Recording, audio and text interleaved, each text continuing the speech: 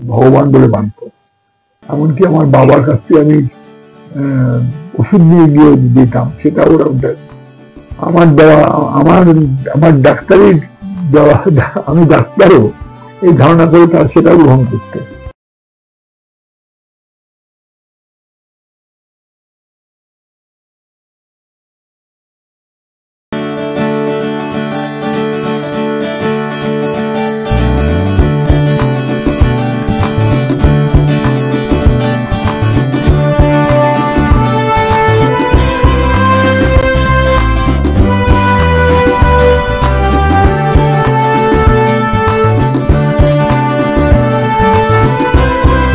নমস্কার, আজ আপনাদের সাথে এমন একজন মানুষের সাথে পরিচয় করাবো যিনি একজন বিশিষ্ট নাট্য ব্যক্তিত্ব তো বটেই, এবং সমাজের বিভিন্ন কাজে কর্মে জড়িয়ে থেকেছেন, যুদ্ধ করেছেন। আজ এতদিন পরে উনি কোনখানে এসেছেন আমরা ওনার কাছ থেকে শুনি। আসুন আলাপ করিয়ে দিই বিশিষ্ট নাট্য ব্যক্তিত্ব চন্দন সেন মহাশয়। আপনার জীবনের শুরুটা প্রথম, আপনি তো একটা বলতে গেলে লড়াইয়ের মধ্যে দিয়ে এসেছেন এই খানটাকে, তো ওই শুরুর দিকের দিনগুলো কিছু কথা আমরা জানবো যেগুলো অনেকে জানে না। আসলে আমার বাবা ছিলেন সরকারি হাসপাতালের ডাক্তার। তখনকার দিনে 50-এর দশক 60-এর দশকের ডাক্তার মানে হচ্ছে গ্রামাঞ্চলে যে ডাক্তারখানাগুলো ছিল সেগুলোই ডাক্তার বাবুদের মানে একমাত্র ডাক্তার, একটা হাসপাতাল হচ্ছে একজন করে ডাক্তার, তাকেই সর্বস্ব করতে হতো। আমার বাবাও তাই করতেন, বিভিন্ন জায়গায় 3 বছর অন্তর ট্রান্সফার হতেন। আমি সেই সূত্রে ছোটবেলা থেকেই বিভিন্ন জায়গায় ঘুরেছি।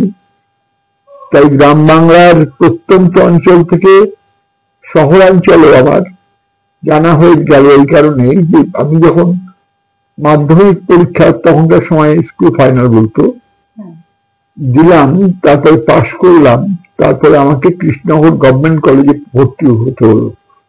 তখন আমার বাড়ি থেকে কৃষ্ণনগর গভর্নমেন্ট কলেজে এসে পড়াশোনা করার অসুবিধাজনক বিবেচনা করায় আমাকে হস্টেলে রাখা হলো। হস্টেলের লাইফটা এক ধরনের লাইফ, যে লাইফটা আমি অভ্যস্ত ছিলাম না। সেইখান থেকে আমি কৃষ্ণনগর গভর্নমেন্ট কলেজে চান্স পাওয়ার পর থেকেই বাবার স্বপ্ন দেখলেন। তখনকার দিনে সব বাবারা এই স্বপ্ন দেখতেন যে আমার ছেলে ইঞ্জিনিয়ার হবে বা ডাক্তার হবে, কারণ আমার বাবা ডাক্তার ছিল। আমাকে আমার ইচ্ছের বিরুদ্ধে আইএসসিতে ভর্তি করা হলো। আমি ইচ্ছের বিরুদ্ধে, আমার বরাবরই পড়াশোনার মানে আমি অঙ্কে কাছে ছিলাম, কিন্তু ইংরেজি, বাংলা, ইতিহাস ইত্যাদি সাবজেক্টে আমি ফার্স্ট হতাম। তার ফলে আমি সব গড়ে আমি দেখা গেল যে আমি সব বিষয়ে ফার্স্ট হয়েও অঙ্কে যেহেতু আমি 30 নম্বর পেতাম বা 32 নম্বর পেতাম 100-র মধ্যে, আমি সেকেন্ড হতাম। বরাবর আমি সেকেন্ড হতে পারি, ফার্স্ট হতে পারিনি। এরকম একটি মজার জীবনযাপনকে সামনে রেখেও বাবা আমাকে তার মতোই ডাক্তার করতে চাইলেন। আমাকে আইএসসিতে ভর্তি করা হলো। সেখানে পড়তে পড়তেই আমার বাবা ট্রান্সফার হয়ে গেলেন উত্তরবঙ্গে। উত্তরবঙ্গে একটি গ্রামাঞ্চলে, যেটা এখনকার সময় মালদার একটা বিখ্যাত জায়গা গাজল, গাজলেরও ভেতরে রাস্তাঘাট নেই এমন আদিবাসী অঞ্চলে আদিবাসী মানুষে ভর্তি। আর জমিদার ঘোষবাবুদের দাপটে মানে চেনা ছবি যা ছিল তখনকার দিনে, সেরকম একটি জায়গা হাতিমারি গ্রাম। হাতিমারি সেই কোয়ার্টারে আমাদের থাকতে হলো, আমাদের আস্তানা। কিন্তু আমি তখন পাস করে গেছি, আমাকে আমার মাকে সঙ্গে নিয়ে থাকতে হলো মালদা শহরে। মালদার 56 বিঘা আমের বাগানকে যিনি কলেজে রূপান্তরিত করলেন, তার নাম প্রভাতপতি মানুষ, একজন মালদার ইংরেজির অধ্যক্ষ, ইংরেজি বিষয়ে আমার হিসেবে অন্যতম শ্রেষ্ঠ শিক্ষক, আমাদের মালদা কলেজের অধ্যক্ষ দুর্গাকিঙ্কর ভট্টাচার্য। দুর্গাকিঙ্কর ভট্টাচার্য আমার আইএসসি রেজাল্ট দেখার পর বাবাকে ডাকলেন, ডেকে বললেন, ডাক্তারবাবু আপনার ছেলে ডাক্তার হতে পারবে না। এই দেখুন নম্বর, ইংরেজি থেকে শুরু করে বাংলা আর সংস্কৃতে কি নম্বর পেয়েছি, আর সেই তুলনায় দেখুন অঙ্কে বা অন্যান্য সাবজেক্টে, অঙ্কে কোনো রকমে পাস করে গেছিলাম মুখস্থ করে করে করে কি নম্বর পেয়েছি। আমি আপনাকে বলছি এখনকার সময়ে সারা মালদা জেলাতে মাত্র 10টা সিট আছে অনার্সের, ইংরেজিতে অনার্সের, কারণ ইংরেজিতে অনার্স কেউ পায় না। আপনি ইংলিশে অনার্সে ভর্তি করেন, আপনার ছেলে কি করবে, খুব নাম করবে। আমি সেই জন্য গ্রাজুয়েশনে ইংলিশে অনার্সে ভর্তি হয়ে গেলাম। বাবার ইচ্ছা বলবে, কিন্তু শেষ পর্যন্ত এই প্রিন্সিপালের কথা রেখে বাবা আমাকে ভর্তি করলেন। আমি প্রিন্সিপালের খুব প্রিয় ছাত্র ছিলাম। আমি কলেজ ইউনিয়ন করতাম। আমি কলেজের সবচেয়ে খারাপ সময়টা গেছে 1962-63, যখন আমাদের কলেজে প্রথম স্টুডেন্ট ফেডারেশন, অবিভক্ত কমিউনিস্ট পার্টির ছাত্র শাখা, তারা প্রথম হেরে গেল। কারণ তখন চীন ভারত সংঘর্ষ হচ্ছে, সমস্ত কমিউনিস্ট মনোভাবাপন্ন দল এবং তাদের ছাত্র সংগঠন বা যুব সংগঠনগুলোকে বলা হচ্ছে দেশদ্রোহী। ওই হুজুকে তখন দেখা গেল যে মালদা কলেজে আমরা হেরে গেলাম, কিন্তু আমি এটা অলৌকিক উপায়ে আমি জিতে গেলাম ইউনিয়নে। কেননা আমি খুব মেয়েদের মধ্যে ফেভারিট ছিলাম।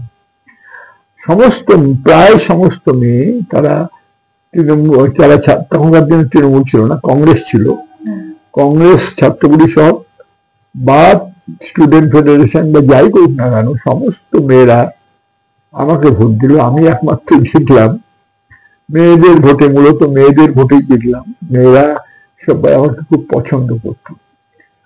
এবার জেতার পর যে ঘটনাটা ঘটলো সেটাও কম রোমান্টিক নয়। জেতার পর দেখা গেল যে আমি ডিবেটে উল্লেখযোগ্য ভূমিকা পালন। তখনকার দিনে কলেজের ডিবেট খুব ইম্পর্টেন্ট ছিল। ডিবেট, আবৃত্তি, নাটক, মানে কলেজে নাটক যেমন হতো তাতে খুব উল্লেখযোগ্য ভূমিকা পালন করছি। আমি কি লিখছি না, কিন্তু আমি অভিনয় করছি বা আবৃত্তি করছি কিংবা ডিবেট করছি, এবং আমার সঙ্গে যারা যাচ্ছেন তারাও খুব নাম করে ফেলছেন। আমার তো নাম চারিদিকে ছড়িয়ে পড়ছে। এই অবস্থায় মালদার এসপি মেয়ে ভর্তি হলেন এসে ইন্টারমিডিয়েটে সায়েন্সে। অসাধারণ সুন্দরী, অসাধারণ সুন্দরী বললে ভুল বলা হবে। সুন্দরীর যতগুলো ব্যাখ্যা আছে সবগুলো ব্যাখ্যা ছাপিয়ে যাওয়া সুন্দরী। কেউ তার সাথে কথা বলতে পারে না, সবাই কথা বলতে চায়, কলেজে যা হয় আর কি। কেউ কথা বলতে পারে না। আমাকে সবাই মিলে, ছাত্র পরিষদ, স্টুডেন্ট ফেডারেশন, সবাই মিলে বললো ওই মেয়েটা এত অহংকার, এসপি মেয়ে বলে, তুই যা কথা বল গিয়ে। আমি মেয়েটার কাছে গেলাম, তার দিকে তাকালাম, তাকিয়ে আমার মনে হলো এই মেয়েটাই আমার ভবিতব্য। আমি তাকে বললাম আপনার সঙ্গে একটু কথা বলতে চাই। বলে আপনি একই পথে পথিক, এরা অনেকেই আমার সাথে কথা বলার চেষ্টা করেন, আমার সাথে কথা বলবো না। আমি ইউনিয়ন টুনিয়ন করে বুঝি না। আমার বাবা জেলার পুলিশের সুপারিনটেন্ডেন্ট। আমার সঙ্গে ফার্দার কথা বললে কিন্তু আপনি বাইরে গেলে অ্যারেস্ট হয়ে যাবেন। আমি বলবো আপনি আমাকে টিজ করতে আসছেন, যান চলে যান। এই অপমান আমার খুব গায়ে লাগলো। আমি বাড়িতে ফিরে সারা রাত জেগে একটা কবিতা লিখলাম, জীবনের প্রথম ও শেষ কবিতা, যেটা ওই মেয়েটিকে উদ্দেশ্য করে। মেয়েটার প্রথম অক্ষর ছিল প, আমি তার নাম বলছি না এই কারণেই। আমি নাম চেঞ্জ করে বলছি যে আমি এরকম একটা কবিতা লিখেছিলাম। সেই কবিতার সারা রাত জেগে লেখার পর সে যখন পরের দিন ক্লাসে, বায়োলজি ক্লাসে যখন সে ব্যস্ত, তখন আমাকে সবাই খুব ভালোবাসে, সব ছেলে মেয়েরা আমাকে পিছন থেকে অ্যালাউ করলো আমার সবাই। আমি এসে তার ব্যাগের মধ্যে ঢুকে রাখলাম সেই প্রেমজ কবিতাটি। পরের দিন প্রিন্সিপালের হাতে, প্রিন্সিপাল আমাকে ক্লাস থেকে ডেকে পাঠালেন। প্রিন্সিপাল ডাকা মানে তখন বাঘের ডাক। প্রিন্সিপাল ভীষণ, হ্যাঁ ভীষণ ভয়ঙ্কর রাগী প্রিন্সিপাল, কিন্তু আমাকে প্রচন্ড ভালোবাসতেন। আমাকে ক্লাস থেকে ডেকে পাঠাচ্ছেন, তার মানে হই হই করে গেল সমস্ত কলেজ জুড়ে। ছেলে মেয়েগুলো জড়ো হয়ে প্রিন্সিপাল ঘরের সামনে। আমি প্রিন্সিপালের ঘরে ঢুকলাম, লোকে বুঝতেই পারলো প্রিন্সিপাল ডেকে পাঠান তখনই যখন তাকে চরম তিরস্কার করতে হবে। তো আমি ঢোকার পর আমাকে বললেন, আমি দেখলাম যে ওই মেয়েটি দাঁড়িয়ে আছে, প্রিন্সিপালের হাতে আমার কালকে দেওয়া সেই কবিতার কাগজটা। প্রিন্সিপাল শুধু বললেন, বাইরে তখন অসংখ্য ছেলে মেয়ে, কি হয় আমার। প্রিন্সিপাল বললেন, তুমি এই কবিতা লিখেছো? তুমি লিখেছো? আমি তার সামনে মাথা নিচু করে রয়ে বললাম, হ্যাঁ স্যার। তুমি ওকে লিখেছো? আমি বললাম, হ্যাঁ স্যার। তুমি ওর বায়োলজি ক্লাসে গিয়ে ওর এখান থেকে দিয়ে এসছো? আমি বললাম, হ্যাঁ স্যার। তারপর প্রিন্সিপাল বললেন পরের কণ্ঠস্বরটা একটু উঁচু করে, কেন লিখেছো? ও তোমাকে তোমার ও কি খুব পছন্দ হয়েছে? আমরা, হ্যাঁ স্যার। আমি কোনো কারচুপি করিনি। তারপর প্রিন্সিপাল উঠলেন, উঠে একটা টেবিলে থাপ্পড় মারলেন জোরে, মানে বললেন, তোমাকে থাপড়ে আমি কলেজ থেকে বের করে দেবো, বদমাইশ মেয়ে ছেলে কোথাকার। আমি চাও না কাকে কি বলতে হয়, কাকে কি লিখতে হয়। তো আমি তখন মাথা নিচু করলাম। তারপরে তিনি মেয়েটিকে বললেন, তুমি তোমার বাবাকে বলবে না, ওকে যা শাস্তি দেওয়ার আমি দিলাম, কিন্তু আমি কোনোদিন জীবনে ওর সাথে খুব খারাপ ব্যবহার করবো। মেয়েটি হাসছে, মেয়েটি হেসে বলল, হ্যাঁ স্যার। তুমি খুশি? বললে, হ্যাঁ স্যার। তুমি কবিতাটা রেখে দাও, তুমি ওকে দেবে না? হ্যাঁ স্যার। তারপর বললো, যাও। আমাদের দুজনকে বললো, আমরা বেরিয়ে যাচ্ছি। তখন তার আগে আবার ডাকলেন, দাঁড়াও। দেখে আমাকে বললেন যে, তুমি তো ক্লাসে দারুণ লেখো, Shakespeare, Bernard Shaw, T S. Eliot, তোমার বলা এবং লেখা শুনে আমি মুগ্ধ হয়ে যাই। তুমি নাটক লেখো? আরে কবিদের কবিতার লাইনে বিরাট ভিড়, তোমার আগে 1.5 লক্ষ কবি, তোমার পরে 2.5 কোটি কবি রেডি হচ্ছে। এই ভিড়ের মধ্যে যেও না, নাটক কম লোক লিখছে, তুমি নাটক লেখো। ব্যাস, একসঙ্গে পুরস্কার এবং পুরস্কার ওই গাইডলাইনটা পেয়ে গেলাম। আমি তবে শিখলাম, আমি নাটকই লিখবো, নাটক করবো, নাটক লিখবো, নাটক করার দিকে মন দিলাম, নাটক লেখা ওই অল্প অল্প লিখতে শুরু করলাম মাত্র। এই আমার জীবন। আমার বাবা যেখানে যেতেন, হেলথ সেন্টারে যত হেলথ সেন্টার ঘুরতেন, সেখানে বাবার একটা পৈতৃক ইনফ্লুয়েন্স আমাদের কাজ করেছে। বাবা সেখানে লোক দুটি নিয়ে নাটক করতেন। তখনকার দিনে সব মহেন্দ্র গুপ্ত, বাবার কথা মানে ডাক্তারবাবুর কথা মানে বেদবাক্য, বহু লোক জুড়ে যেত, তারা অভিনয় করার চেষ্টা করতো, এসব করতো। তাহলে নাটকের প্রতি একটা ভালোবাসা জন্মেছিলই, কিন্তু নাটক আর লেখার যে ইন্সপিরেশন, সেটা আমার পেয়েছিল। এবং তারও আগে ওই যে মেয়েটি অসাধারণ সুন্দরী, তারপরে অনেক পরে যখন আমি কিঞ্চিত খ্যাতিমান হলাম, আমার নাটকগুলো বিভিন্ন মঞ্চে অভিনীত হতে লাগলো, ফার্স্ট প্রাইজ পাচ্ছে। তখনকার দিনে মফস্বলের মঞ্চে আমার নাটক মানে খুব জনপ্রিয় নাটক। 70-এর দশক, 80-র দশক, 90-এর দশক, চন্দন সেন মানে হচ্ছে জনপ্রিয় নাটক। সেই নাটক পুরস্কার পাবেই যেখানেই যাক, ইত্যাদি হচ্ছে। তখন আমার মনে হলো যে কলকাতার স্বীকৃতি না দিলে তো আসলে স্বীকৃতি পাওয়া যায়, তখনকার দিনকে এরকম কলকাতার স্বীকৃতি দরকার। তা আমি কলকাতায় গিয়ে বললাম যে, স্যার আমি এতগুলো মেডেল পেয়েছি, নাটক দেখে উঠতে যাচ্ছি, তারা একই কথা বলছি, না মফস্বলের নাটক হয় না কিছু। নামি লোকরা বললেন, নামি দামি লোকরা তখনকার সময়। তারপর দেখলাম একটা হল তৈরি হচ্ছে, বিজন থিয়েটার, বিজন ভট্টাচার্যের নামে, রঙ্গনার উঁচু দিকে।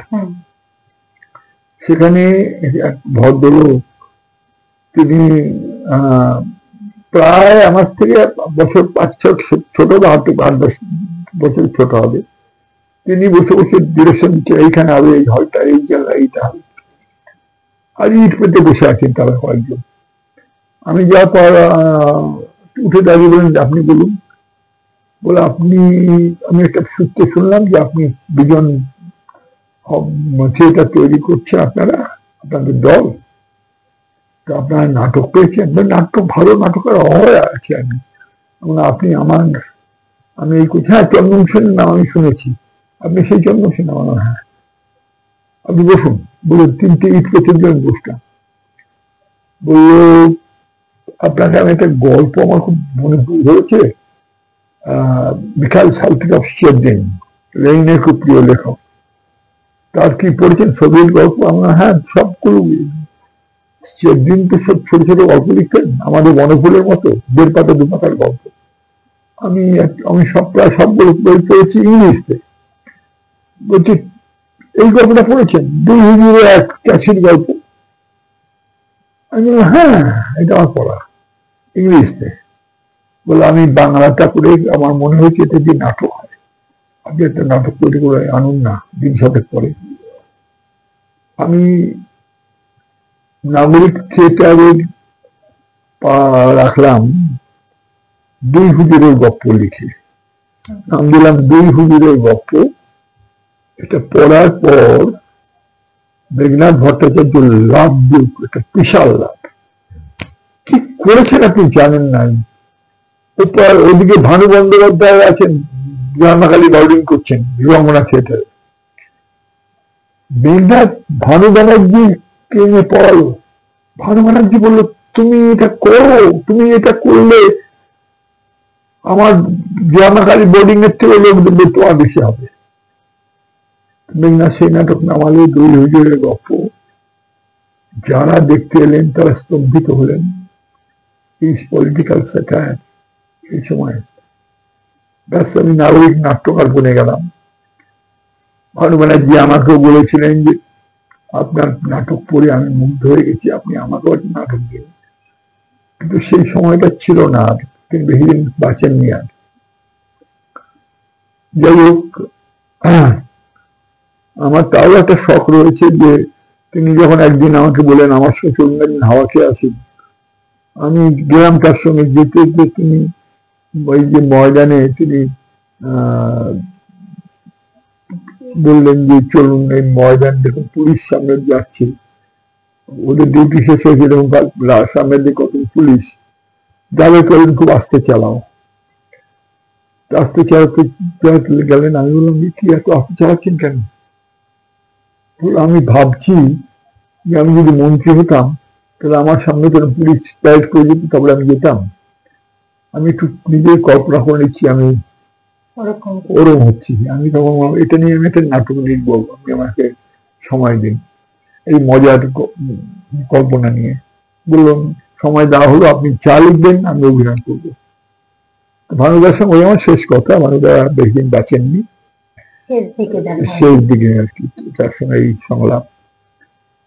তারপর যাই হোক, তারপরে এই নাট্যকার বনে গেলাম। নাট্যকার বলতে বলতে আমি আমার অভিনয় জীবন ছেড়ে দিলাম। ছেড়ে দিয়ে যখন দায়বদ্ধ লিখলাম, বাংলা থিয়েটার তখন ঢুকছে, বাংলা থিয়েটারে যখন লোক আসে না, একাডেমিতে লোক হয় না, কলকাতার লোকে মানে থিয়েটারের দর্শক কমে গেছে, তখন সবাই টিভি প্রায় পৌঁছে গেছে, দরজা দরজা পৌঁছে যাচ্ছে টিভি, সিনেমা, থিয়েটার দেখতে লোক আসে না। তখন নামলো দায়বদ্ধ, চন্দন লেখা, চন্দন সেন, পরিচালনা মেঘনাথ ভট্টাচার্য।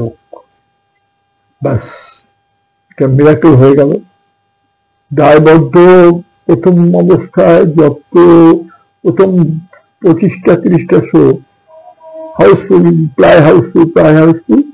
তারপরে অকস্মাৎ যত লোক ভেতরে তত লোক বাইরে, তারা বুঝে একটা টিকিট। বাংলা থিয়েটারে মুখ ঘুরে গেল।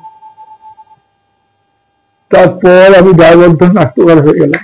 এই নাট্যকারের সূত্রে, এই নাটকের সূত্রে দেশ বিদেশ, ইউরোপ ঘুরলাম, নানা রকম জায়গা, বিভিন্ন জায়গায় গেলাম। দেখলাম দুর্যোগ গপ্প, দায়বদ্ধ সবাই অভিনয় করছে, ডেকেও আনছে, আমাকেও ডেকে নিয়ে গেল। ফ্রান্সে গেছি, ইংল্যান্ডে গেছি। আমি নাগরিক নাট্যকার বনে গেলাম। এই অবস্থায় একদিন একাডেমিতে যখন নাটক শেষ হয়ে গেল, দায়বদ্ধ, তখন বোধ হয় দায়বদ্ধের 400তম দিন আমাকে সম্পদ দেওয়া হলো। আমি নিয়ে, আমার তখন নিজস্ব গাড়ি ছিল না, আমি বাসে করে বাইরে করে ফিরতাম। তখন আমি চাকদায় থাকতাম। আমি চাকদা স্কুলে শিক্ষকতা করতাম। তার আগে দিল্লিতে আমি খুব বড় একটা চাকরি পেয়েছিলাম, সেখানে ইন্টারভিউ দিয়ে আমি কেন্দ্রীয় সরকারের আয়রন অ্যান্ড স্টিল ডিপার্টমেন্টের লাইসেন্সিং সেলে খুব বড় একটা পোস্ট পেয়ে গেছিলাম। কিন্তু সেখানে গিয়ে শুনলাম যে ঘুষ না নিলে তাকে মেরে ফেলা হয়। এই শোনার পরে আমি চাকরিতে রেজিগনেশন দিয়ে চলে এলাম। চলে এসে আবার নিউ আলিপুরে একটা স্কুলে প্রথম ইংরেজি শিক্ষক, তারপরে চাকদা বাবুজি বিদ্যা মন্দিরে আমি প্রথমে শিক্ষক, তারপরে সহপ্রধান শিক্ষকের দায়িত্ব গ্রহণ করলাম। এবং আমার ইংরেজি পড়ানো, শুনতে বা ক্লাস করতে বাইরে স্কুল থেকে ছেলে মেয়েরা আসে। তো এই অবস্থায় যখন দায়বদ্ধ হচ্ছে 400 জনই, তখন আমি ওই তাড়াতাড়ি চাকদা ফিরবো বলে বাস ধরার জন্য ছুটছি। হঠাৎ দেখি পিছনে একটা গাড়ি, একটা দামি গাড়ি, সেই গাড়িটার থেকে একটি মেয়ে নামলো। সে আস্তে আস্তে ছুটে ছুটে এসে বললো, আপনি চন্দন সেন? আমি বললাম হ্যাঁ। আমি সেই মেয়েটি, যে মেয়েটি প্রথম অক্ষর পি দিয়ে আপনি একটা কবিতা লিখেছিলেন, আপনার কবিতাটা আমি এখন নিউ জার্সিতে থাকি। আমার স্বামী এক্স নকশাল, ডাক্তার, অমানুষ, শুধু সারা জীবন নিজেকে নিয়েই থাকে, আমাকে তো দেখাশোনা করে না। আপনার কবিতাটা পড়তে পড়তে আমি দ্বিগুণ ধরে ভেবেছি আমি কেন আপনার ডাকে সাড়া দিলাম না। আপনি কবিতার কপিটা রাখুন। আর আপনি কি বিয়ে করেছেন? আমি বললাম হ্যাঁ। বলে আমি ফুটন্ত বাসে উঠে পড়লাম। তো আমি বুঝলাম যে কবিতা কোথাও কোথাও আবার কিছু একটু ডিভিডেন্ড মূল্য দেয়। বহুদিন পর সেই কবিতাটা মনে রেখে সেই কবিতাটা আমি একটু বিভিন্ন জায়গায় উচ্চারণ করেছি। পারমিতা সেন বলছি, শোনো। পারফিউমের মদির গন্ধে দিবস তোমার অঙ্গ, ক্যাফেটেরিয়ায় 1 ঘন্টা দেবে নাকি তুমি সঙ্গ? সব কথা মারা উজাড় করবো কফি হাতে 1 ঘন্টা, দদুর স্বপ্নে স্মৃতির গন্ধ ব্যাকুল করবে মনটা। এসবের ছাই এসো না পোড়াই, যাহোক যাহোক যাহোক কথা। তুমি বায়োলজি ক্লাস, আমি বায়োলনে ফ্ল্যাশ, মাঝে অদূরের নীরবতা। পারমিতা সেন বলছি, শুনো। এখনো মুখস্থ করে রেখেছি। কবিতার আসলে আমাকে ডাকলে আমি এই কবিতা শুনিয়ে বলি এটা আমার প্রথম শেষ কবিতা। আমি আলাদাভাবে কোনো কবিতা লিখিনি। নাটকের সংলাপের মধ্যে অনেকে কবিতা ছাড়তে হয়, কিন্তু আলাদাভাবে কবিতা লিখিনি। যেমন মোহিত চট্টোপাধ্যায় লিখেছেন, আমি লিখিনি। ওইটাই আমার প্রথম শেষ কবিতা। তো যাই হোক, এটা হচ্ছে আমার জীবনের প্রথম পর্বে। যেভাবে আমি নাট্যকার হলাম তার সেটাও বলা হলো, আমার জীবনের একটা ইতিহাসও বলা হলো। এবার আপনার চাকদাহের জীবন শুরু হলো, মানে ওখান থেকে, তার আগে থেকে আপনি বাপুজি স্কুলে যখন টিচার হলেন তখন থেকে। এবং আপনার শিক্ষকতারও খুব সুনাম শুনেছি, যে আপনি খুব ভালো করে, মানে সুন্দর করে বোঝাতে পারেন, পড়াতেন, ইংরেজি পড়তাম। আমি কোনো নোট বই ধার রাখতাম না। আমি আমার মতো করে বোঝাতাম। ছেলে মেয়ে তার ছিল। আমি যখন শিলচরে গেলাম, বাংলার একমাত্র নাট্যকার যিনি শিলচরে বঙ্গভাষী সম্মেলনে আমন্ত্রিত, একই বিমানে আমার সঙ্গে গেলেন। কবিতার কথা বলতে গেলেন অমিতাভ দাশগুপ্ত, কবি অমিতাভ দাশগুপ্ত প্রয়াত। আর একজন রবীন্দ্রসঙ্গীত নিয়ে বলতে গেলেন সুচিত্রা মিত্র, প্রয়াত। আমরা 3 জনের মধ্যে আমি একমাত্র বেঁচে আছি। আমরা যখন শিলচর বিমানবন্দরে নামলাম, তখন ওই যে কাস্টমসের সবচেয়ে বড় অফিসার, তিনি এসে বলেন যে আমি কাস্টমস অফিসার, আমি আপনাদেরকে নমস্কার করছি, আপনি স্বাগত শিলচরে, আপনারা চলে যান, আপনাদের কোনো কিছু করতে হবে না। তারপরে বেরিয়ে গেলেন অমিতাভ দাশগুপ্ত, সুচিত্রা মিত্র। আমার কাছে আছে ধবাট করে প্রণাম করলো, স্যার আমি আপনার 65-এর ব্যাচ, আপনার কাছে ইংরেজি পড়েছি, আমি এখন কাস্টমসের ইনচার্জ টোটালটার, দুটো বিমানবন্দর আমার কন্ট্রোলে আছে।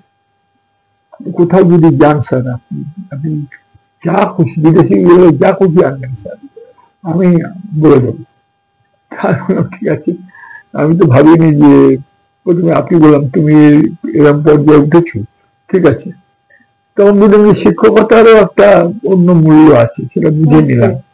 এবং আমার ক্লাসে খুব ভক্ত হয়েছিল সেই জন্য বললো যে স্যার আমার আপনার আপনি থেকে ভক্তিতার নিদর্শন হিসেবে আপনি আমার দেওয়া এই জিনিসটা নিন, বলে একটু চা টাকে দিল, আমি নিয়ে রাখলাম। আমি বললাম যে লোকে তো তোমাকে দেয়, তুমি আমাকে দিচ্ছ, এইসব বললাম। যাই হোক, তো পিছন থেকে সুযুক্ত মিত্র অবধারিত হো করে হাসছে, কি দিল চন্দন? আমি এই যে এই দিল।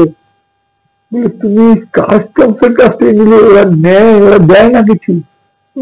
তারপরে সুচিতা মিত্র সবচেয়ে মজার কথাটা বললেন, চন্দন যেটা পেয়েছে ওটা ওর নেওয়া জিনিসই পেয়েছে, ও কারবার থেকে নিয়েছে, এটা চন্দনকে দিয়ে দিল, গুরু দক্ষিণা দিল। এইসব মজার হলো আর কি অনেক। তারপর ওখানে হওয়ার পরে হতে হতে হতে হতে আমি শিক্ষকতা নাট্যকার প্রায় 42 বছর শিক্ষকতা করেছি। তারপরে আমাকে জোর করে অ্যাসিস্ট্যান্ট হেডমাস্টার করা হলো, আমার কোনো দায়িত্বশীল পদ নিতে অসুবিধা। এখন আমার প্রথম প্লেন থিয়েটার, দ্বিতীয় প্লেন তখন আমার ছাত্রছাত্রীরা ওয়ার্নিং দিল, স্যার আপনি না এলে আমরা কিন্তু এবার থেকে ধর্মঘট করবো, আপনি আমাদের ক্লাসগুলো করবেন। তারপরে আমাকে ক্লাস করতে হতো, কিন্তু আমি ভাবতাম কবে আমি রিটায়ার করবো, কবে আমি রিটায়ার করবো। 60 বছর দিন এলো আমার জীবনের, সেটা মুক্তির দিন। আমি ভাবলাম যে এবার আমি থিয়েটারে হোল টাইমার হয়ে গেলাম। এবার থিয়েটারে হোল টাইমার হলাম, কিন্তু তার আগেই আমি চাকদাতে, আমি তুমি চিনবে ঘোষালদের যে জমি ছিল, রাজনৈতিক রাজনৈতিক, সেখানে গিয়ে আমি আন্দোলন করলাম। সেখানে গিয়ে আমি আদিবাসীদের নিয়ে আন্দোলন করলাম। আদিবাসীরা